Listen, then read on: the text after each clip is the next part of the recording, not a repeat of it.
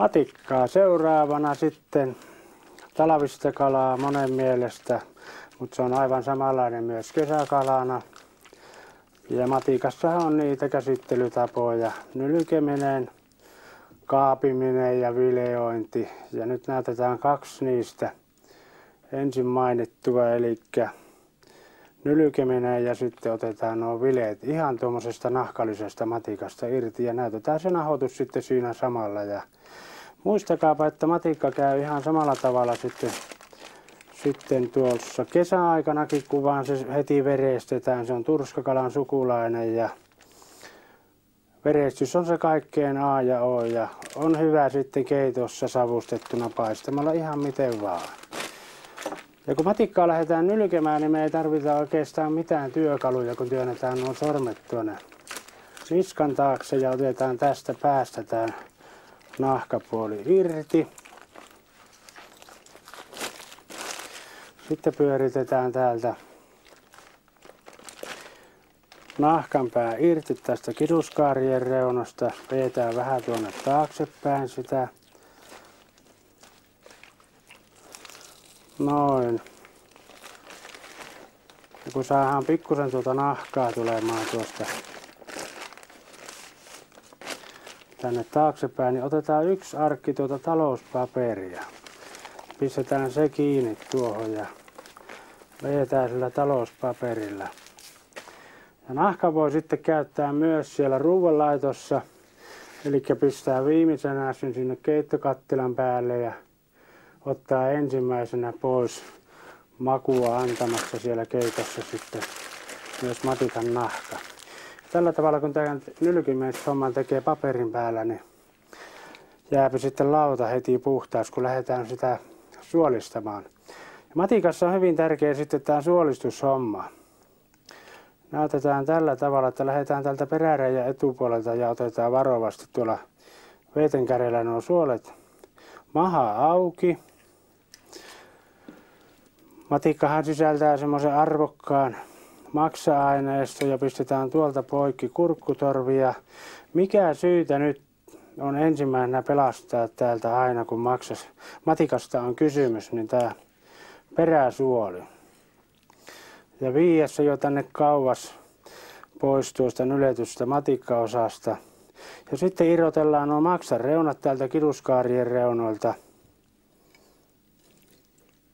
Ja otetaan tuo kurkkutorvi tuosta.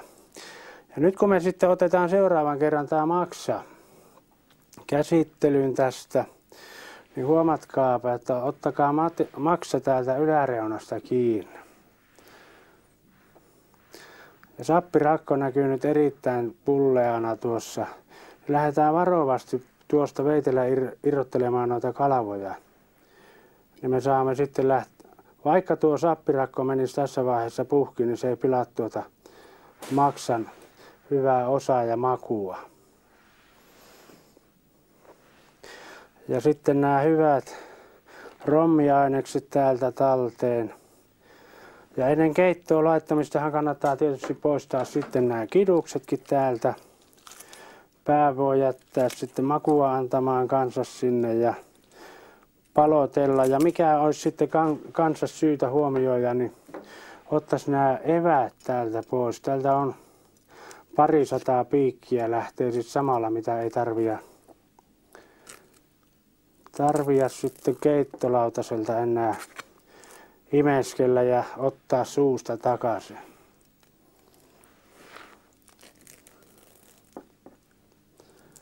Näin yksinkertaisesti niin saadaan sitten puhas runko sinne keittoastiaan ja tällä tavalla me saamme sitten kaikki hyvät maut talteen.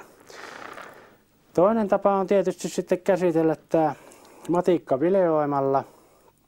Ja kun nyt lähdetään vileoimaan tätä matikkaa, niin se on pikkusen erilainen kala kuin muut.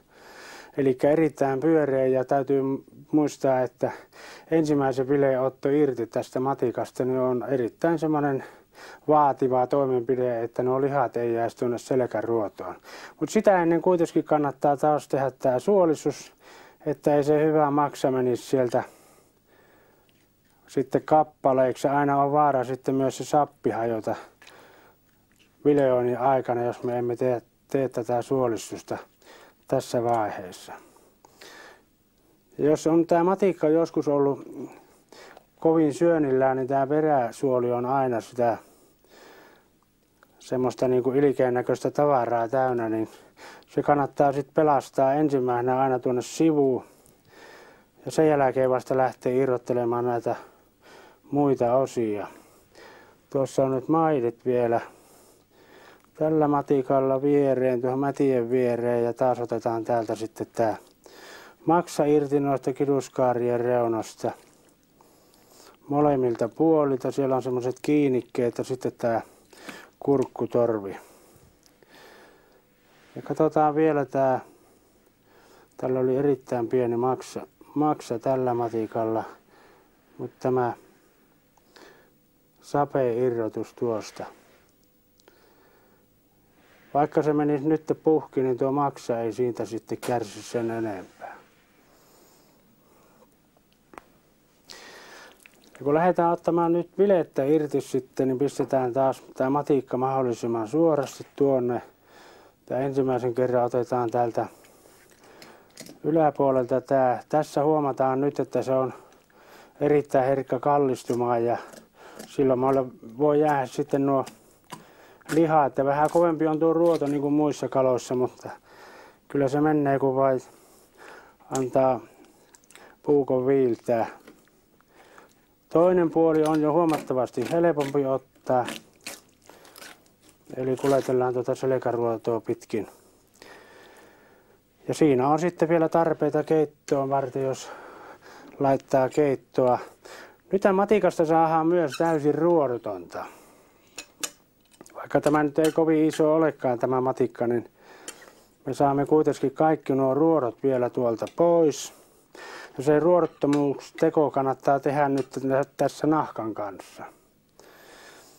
Eli erittäin hankalat otettavat nämä matikan kylkiruodot, mutta kun me saadaan tuohon tuommoinen aukko, niin työnnetään tuo veitsi tuonne läpi.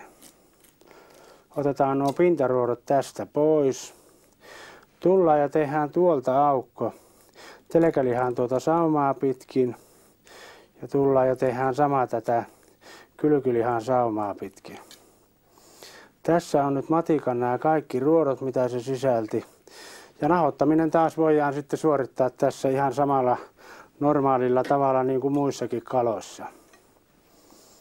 Eli käännetään tuohon lauvan reunalle se.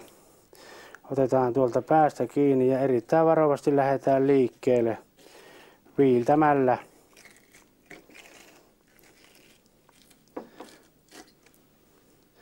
Tässä on sitten täysin ruodotonta matikkavilettä. Maistuu varmaan kelle meistä tahto. Laitetaan sinne soppakattilaan. Ei tarvitse enää ruotoja viedä suusta eikä edestakaisin kuljetella niitä. Eli tuosta mennään. Tuosta työnnetään läpi. Otetaan nuo pintaruodot pois. Tuodaan nuo tuonne takaisin. Ja otetaan tuosta ensimmäinen viilto. On jäänyt tuo evää, mutta me saamme sen pois. Ja sitten toinen viilto tulee tätä puolta, niin ne pystyruodot, mitkä tuolla matikan lihaksista on sisässä, on nyt tässä kasassa. Ja sitten taas tämä nahoitushomma.